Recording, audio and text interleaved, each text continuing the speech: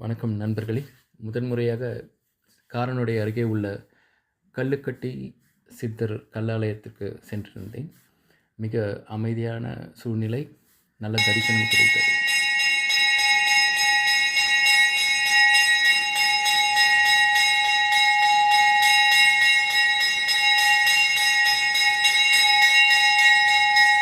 ஐதீகப்படி நாம் என்ன நினைத்துக் கொண்டு வேண்டிக் கொண்டாலும் அது கண்டிப்பாக நடக்கும் என்று கூறுகிறார்கள். உங்களுக்கும் விருப்பம் இருந்தால் தரிசித்து விட்டு வரும்.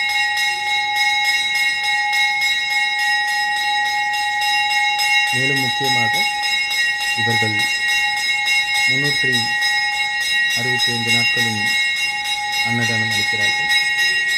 மதியம் 12 மணிக்கு ஆரம்பித்து 2 மணி வரைக்கும் அன்னதானம் அளித்துக் கொண்டிருக்கிறார்கள்.